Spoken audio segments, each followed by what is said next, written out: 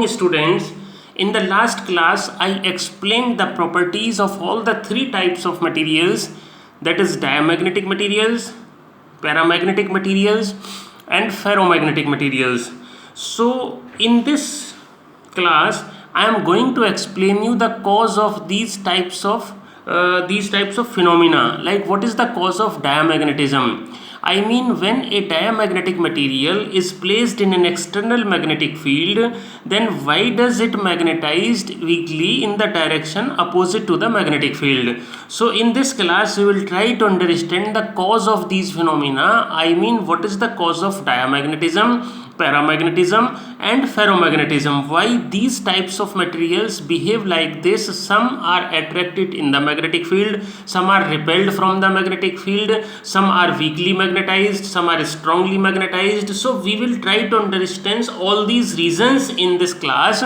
So first I am going to start from the diamagnetism. So I am going to explain you the explanation of diamagnetism on the basis of electron theory. Electron theory, students, this is written electron theory. So electron theory is used to explain the diamagnetism. So different kind of theories were developed to explain the diamagnetism, paramagnetism and ferromagnetism. So students, you should remember that diamagnetism is explained on the basis of electron theory, paramagnetism is explained on the basis of atomic theory, and ferromagnetism is explained on the basis of domain theory. Okay, so according to this electron theory, so this is the explanation of diamagnetism on the basis of electron theory.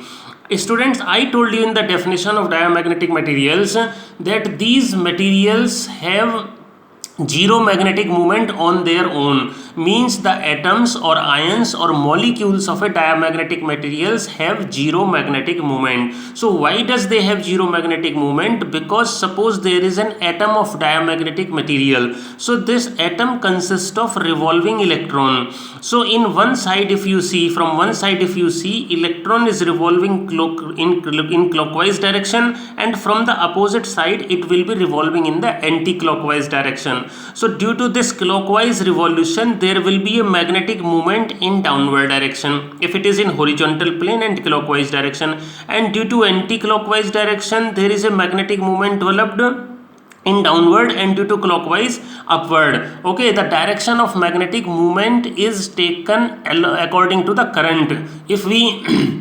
If we curl the finger in the direction of current, then thumb will give the direction of magnetic movement, and the direction of current is taken as opposite to the direction of motion of electron.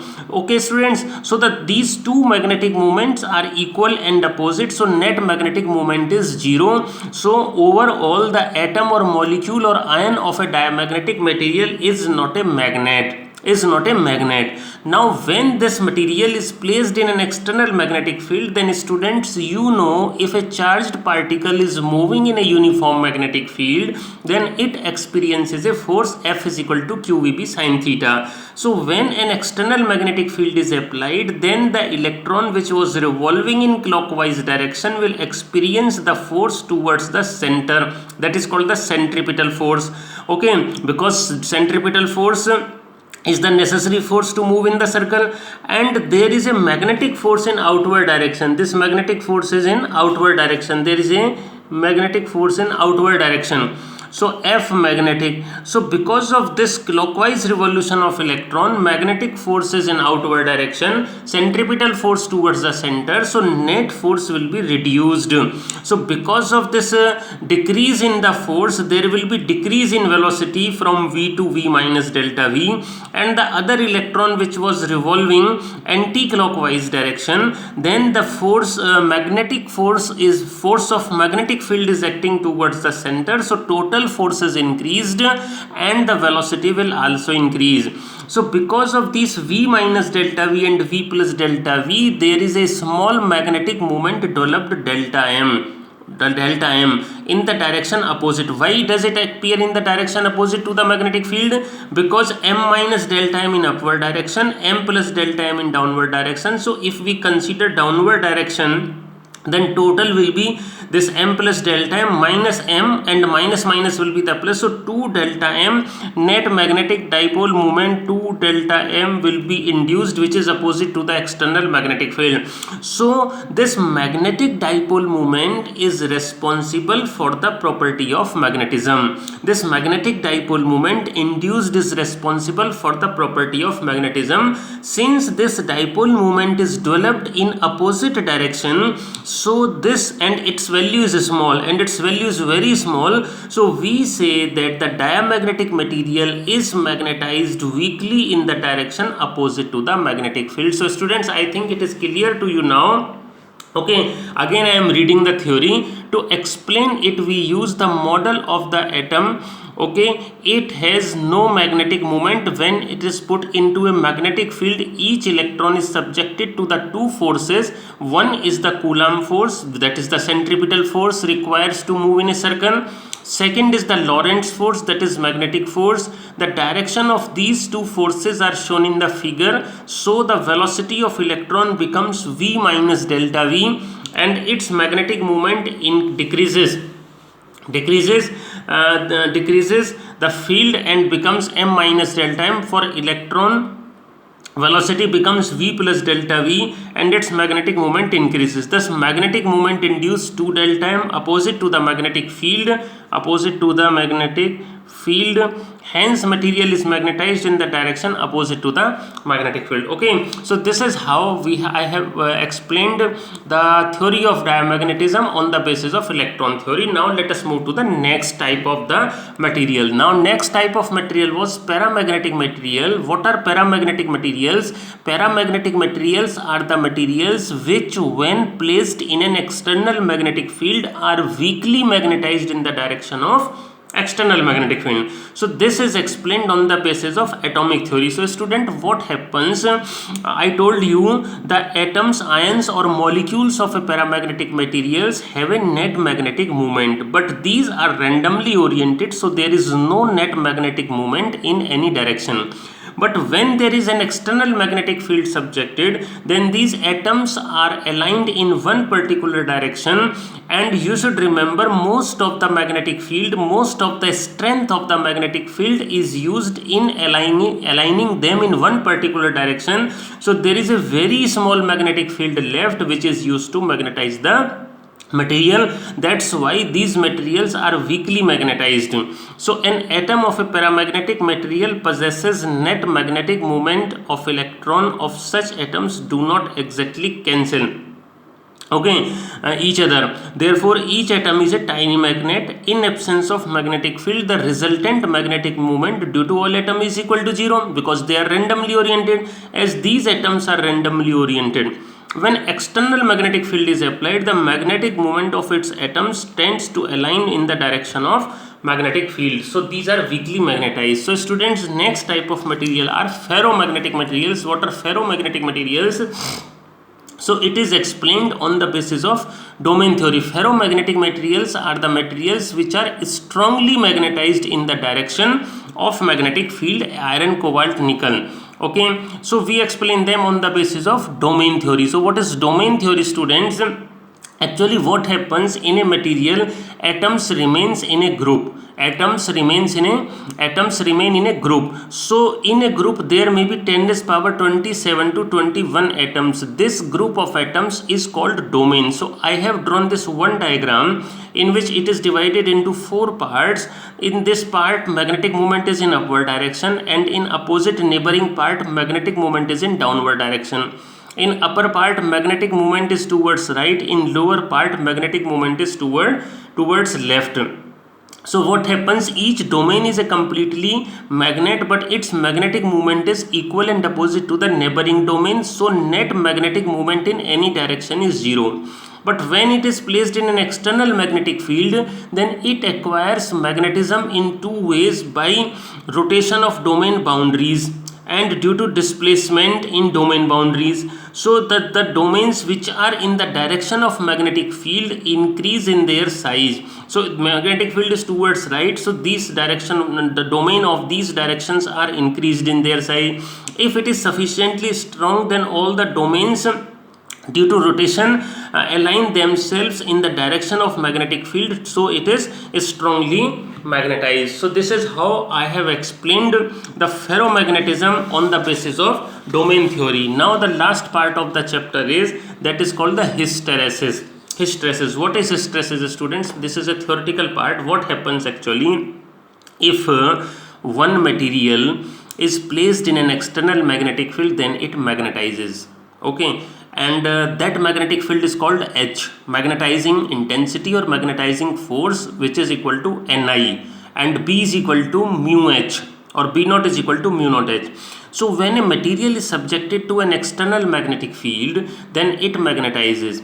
If magnetic field is removed, then material demagnetizes, but the process of demagnetization is not similar to as that of magnetization. I mean, if I draw a curve during magnetization and demagnetization, then the magnetization curve is not similar to the demagnetization. You can see on one axis I have taken H. This is an external magnetic field which is subjected to the material, and on y axis it is B. This is the magnetic field induction induced inside the material when it is placed in an external magnetizing field H.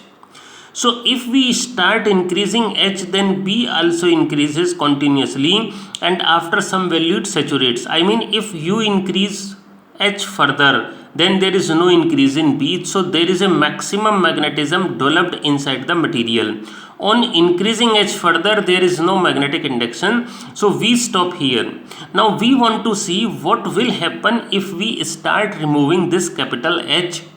So you will surprised to know that the demagnetization curve is not similar. The material will come back to its original position like this through different path. So if you reduce H, then B also reduces, but not in the same way. Here at this point B, you can see we have completely diminished H. H is 0 at B, but B is not 0. So students, H को completely हटा लेने के बाद भी, external magnetic field को पूरी तरह हटा लेने के बाद भी, जो magnetic field inside the material है, that is not 0. There is some magnetism inside the material. So this is called the residual magnetism or retentivity. So in examination, this definition is generally asked, what is residual magnetism or what is retentivity? So this is the magnetism inside the material. This is the magnetic field induction inside the material when external magnetic field is 0. This is retentivity. So if we want to reduce this magnetic induction inside the material 0, then we have to apply some negative H. So this H is applied in negative direction. So at this point B becomes 0, means magnetic field inside the material becomes 0, and this negative value of magnetizing force when this B is 0 inside the material is called coercivity. This is called coercivity. So on the basis of, and this diagram, if it is repeated in the opposite direction, then same curve is obtained, and we if we complete the cycle, we get a loop. This is called hysteresis loop, and this is called hysteresis curve, and this is the property of hysteresis. So student, hysteresis is the simply of property of magnetization and demagnetization of a material. And two important terms, one is the retentivity, second is the coercivity.